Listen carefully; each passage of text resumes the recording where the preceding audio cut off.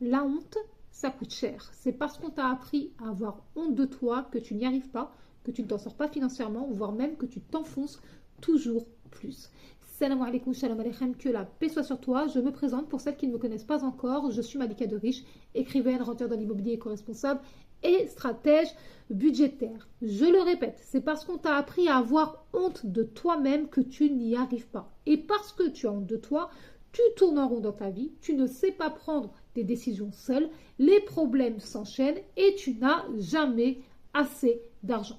Cette honte de toi, elle t'a été transmise très jeune, sans que tu puisses la nommer parce que tu étais jeune ou au sein même de ta famille et parce que tu es né fille.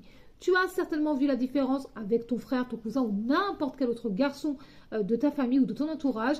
Toi, tu devais te plier aux ordres, ne pas trop bouger, ne pas trop parler, ne pas déranger, ne rien demander. On te faisait souvent les gros œufs et on te rappelait systématiquement à l'ordre d'une manière ou d'une autre, tandis que les garçons, c'était très différent. Quand un garçon faisait exactement la même chose que toi, il était encouragé et même applaudi comme si lui apportait joie et lumière, tandis que toi, tu plombais l'ambiance par le simple fait de ta présence. Oui, c'est horrible et c'est injuste et non, on ne va pas pouvoir retourner en arrière pour changer ça, ni même améliorer les mentalités. Par contre, maintenant, tu sais que ce malaise avec lequel tu vis depuis des années, depuis toujours presque, que cette sensation étrange et désagréable que tu ressens dès que tu veux te lancer dans un nouveau projet vienne de cette honte de toi apprise, parce qu'elle est stockée dans ton corps. Pour sortir de ce cycle infernal, tu dois reprendre le contrôle, réécrire ton histoire, libérer les tensions en apaisant ton système nerveux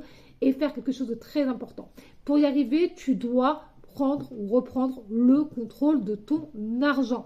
Ton argent et ta vie t'appartiennent. Ne laisse plus jamais, plus personne te dire ce que tu as le droit d'en faire ou pas, ce qui est bon ou pas, ce qui est digne d'une femme ou pas. Ton argent t'appartient.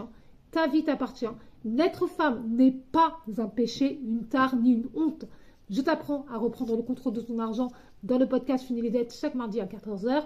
Le podcast Fini les dettes, c'est le podcast dans lequel nous parlons d'argent entre femmes sans tabou ni langue de bois chaque mardi à 14h. Abonne-toi, bye bye!